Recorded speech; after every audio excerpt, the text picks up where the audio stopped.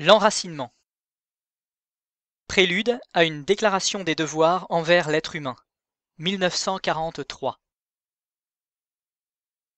Première partie. Les besoins de l'âme.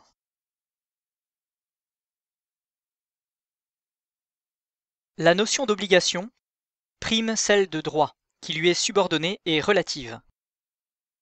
Un droit n'est pas efficace par lui-même, mais seulement par l'obligation à laquelle il correspond. L'accomplissement effectif d'un droit provient non pas de celui qui le possède, mais des autres hommes qui se reconnaissent obligés à quelque chose envers lui. L'obligation est efficace dès qu'elle est reconnue. Une obligation ne serait-elle reconnue par personne, elle ne perd rien de la plénitude de son être. Un droit qui n'est reconnu par personne n'est pas grand-chose. Cela n'a pas de sens de dire que les hommes ont, d'une part des droits, d'autre part des devoirs. Ces mots n'expriment que des différences de point de vue. Leur relation est celle de l'objet et du sujet. Un homme, considéré en lui-même, a seulement des devoirs, parmi lesquels se trouvent certains devoirs envers lui-même. Les autres, considérés de son point de vue, ont seulement des droits. Il a des droits à son tour quand il est considéré du point de vue des autres, qui se reconnaissent des obligations envers lui. Un homme qui serait seul dans l'univers n'aurait aucun droit, mais il aurait des obligations. La notion de droit, étant d'ordre objectif, n'est pas séparable de celle d'existence et de réalité. Elle apparaît quand l'obligation descend dans le domaine des faits. Par suite, elle enferme toujours dans une certaine mesure la considération des états de fait et des situations particulières. Les droits apparaissent toujours comme liés à certaines conditions.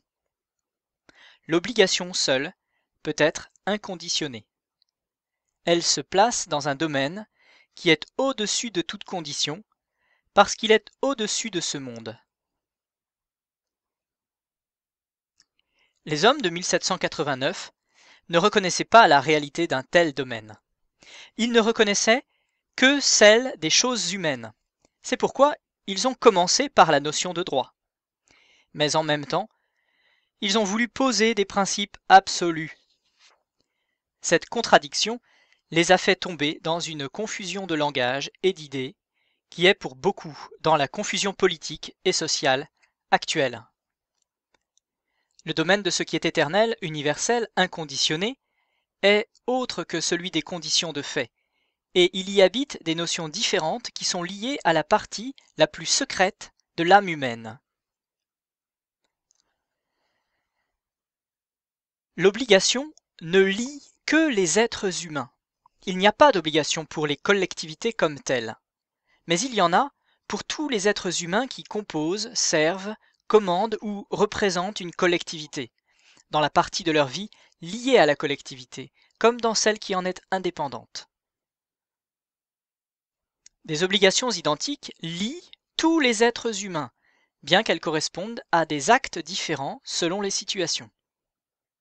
Aucun être humain, quel qu'il soit, en aucune circonstance, ne peut s'y soustraire sans crime, excepté dans les cas où, deux obligations réelles étant en fait incompatibles, un homme est contraint d'abandonner l'une d'elles. L'imperfection d'un ordre social se mesure à la quantité de situations de ce genre qu'il enferme.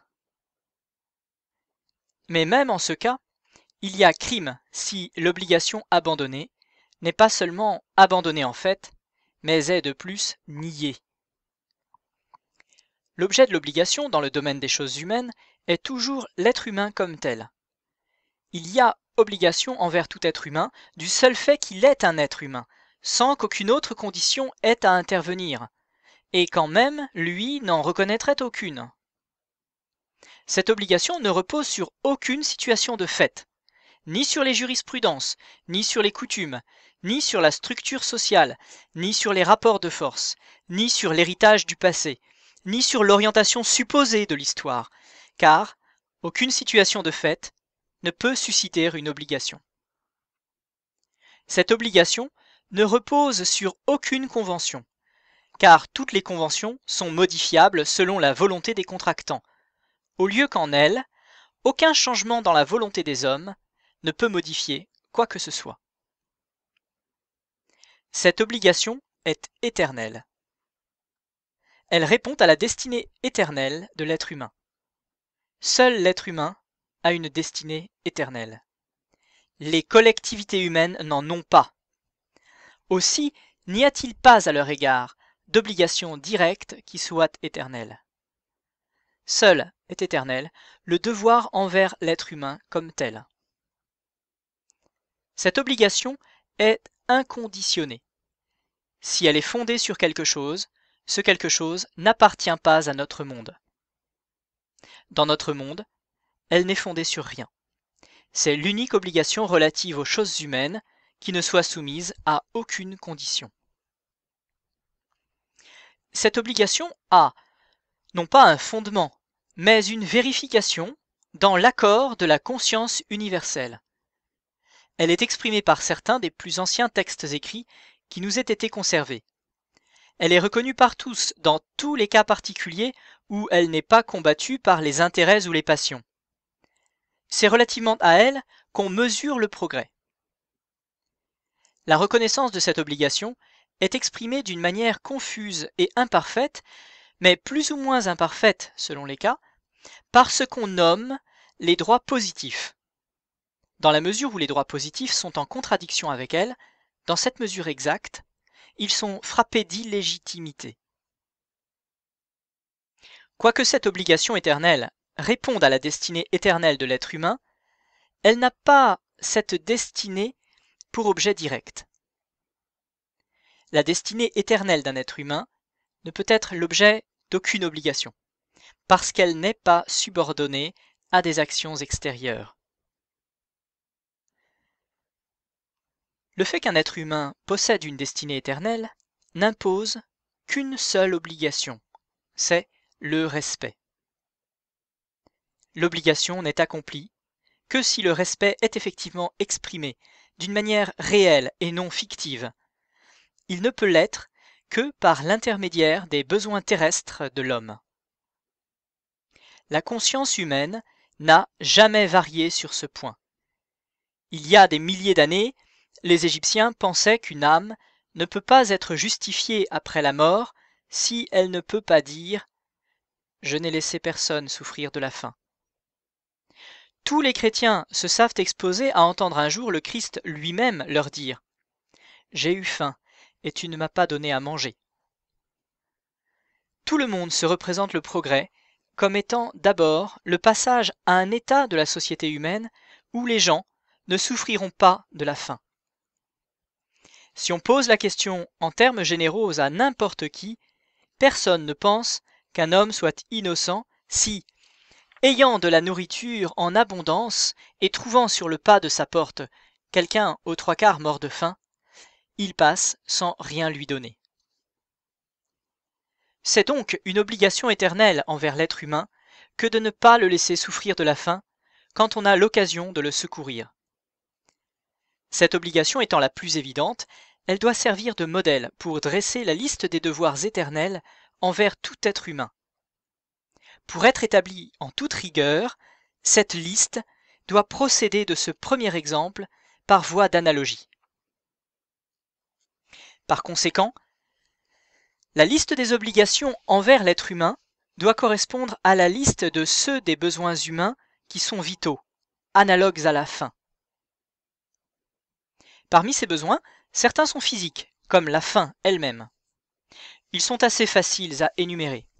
Ils concernent la protection contre la violence, le logement, les vêtements, la chaleur, l'hygiène, les soins en cas de maladie. D'autres, parmi ces besoins, n'ont pas de rapport avec la vie physique, mais avec la vie morale. Comme les premiers, cependant, ils sont terrestres, et n'ont pas de relation directe qui soit accessible à notre intelligence avec la destinée éternelle de l'homme. Ce sont, comme les besoins physiques, des nécessités de la vie d'ici-bas.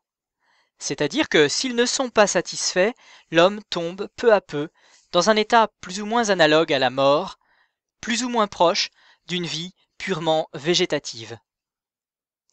Ils sont beaucoup plus difficiles à reconnaître et à énumérer que les besoins du corps. Mais tout le monde reconnaît qu'ils existent. Toutes les cruautés qu'un conquérant peut exercer sur des populations soumises, massacres, mutilations, famines organisées, mise en esclavage ou déportation massive, sont généralement considérées comme des mesures de même espèce, quoique la liberté ou le pays natal ne soient pas des nécessités physiques. Tout le monde a conscience qu'il y a des cruautés qui portent atteinte à la vie de l'homme sans porter atteinte à son corps. Ce sont elles qui privent l'homme d'une certaine nourriture nécessaire à la vie de l'âme. Les obligations inconditionnées ou relatives, éternelles ou changeantes, directes ou indirectes à l'égard des choses humaines, dérivent toutes, sans exception, des besoins vitaux de l'être humain. Celles qui ne concernent pas directement tel et tel être humain déterminé, ont toutes pour objet des choses qui ont par rapport aux hommes un rôle analogue à la nourriture. On doit le respect à un champ de blé, non pas pour lui-même, mais parce que c'est de la nourriture pour les hommes.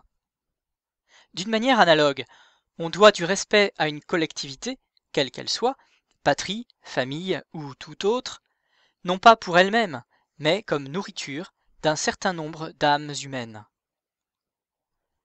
Cette obligation impose en fait des attitudes, des actes différents selon les différentes situations. Mais, considérée en elle-même, elle est absolument identique pour tous. Notamment, elle est absolument identique pour ceux qui sont à l'extérieur. Le degré de respect qui est dû aux collectivités humaines est très élevé, par plusieurs considérations. D'abord, chacune est unique, et si elle est détruite, n'est pas remplacée. Un sac de blé peut toujours être substitué à un autre sac de blé. La nourriture qu'une collectivité fournit à l'âme de ceux qui en sont membres n'a pas d'équivalent dans l'univers entier. Puis, de par sa durée, la collectivité pénètre déjà dans l'avenir. Elle contient de la nourriture, non seulement pour les âmes des vivants, mais aussi pour celles d'êtres non encore nés, qui viendront au monde au cours des siècles prochains. Enfin, de par la même durée, la collectivité a ses racines dans le passé. Elle constitue l'unique organe de conservation pour les trésors spirituels amassés par les morts, l'unique organe de transmission par l'intermédiaire duquel les morts puissent parler aux vivants. Et l'unique chose terrestre qui ait un lien direct avec la destinée éternelle de l'homme, c'est le rayonnement de ceux qui ont su prendre une conscience complète de cette destinée, transmise de génération en génération. À cause de tout cela, il peut arriver que l'obligation à l'égard d'une collectivité en péril aille jusqu'au sacrifice total.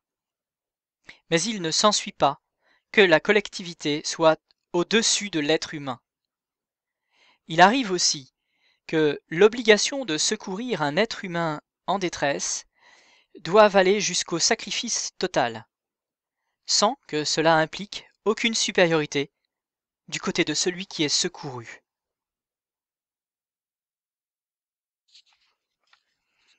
Un paysan, dans certaines circonstances, peut devoir s'exposer, pour cultiver son champ, à l'épuisement, à la maladie ou même à la mort. Mais il a toujours présent à l'esprit qu'il s'agit uniquement de pain. D'une manière analogue, même au moment du sacrifice total, il n'est jamais dû à aucune collectivité autre chose qu'un respect analogue à celui qui est dû à la nourriture. Il arrive très souvent que le rôle soit renversé. Certaines collectivités, au lieu de servir de nourriture, tout au contraire, mangent les âmes. Il y a en ce cas maladie sociale, et la première obligation est de tenter un traitement. Dans certaines circonstances, il peut être nécessaire de s'inspirer des méthodes chirurgicales. Sur ce point aussi, L'obligation est identique pour ceux qui sont à l'intérieur de la collectivité et pour ceux qui sont au dehors.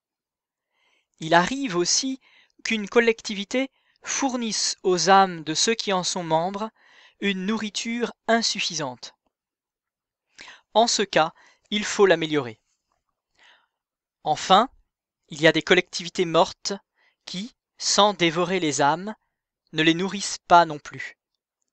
S'il est tout à fait certain qu'elles sont bien mortes, qu'il ne s'agit pas d'une léthargie passagère, et seulement en ce cas, il faut les anéantir.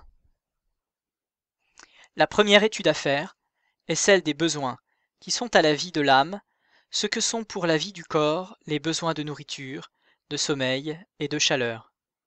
Il faut tenter de les énumérer et de les définir. Il ne faut jamais les confondre avec les désirs, les caprices, les fantaisies, les vices. Il faut aussi discerner l'essentiel et l'accidentel. L'homme a besoin non de riz ou de pommes de terre, mais de nourriture. Non de bois ou de charbon, mais de chauffage. De même, pour les besoins de l'âme, il faut reconnaître les satisfactions différentes mais équivalentes, répondant aux mêmes besoins.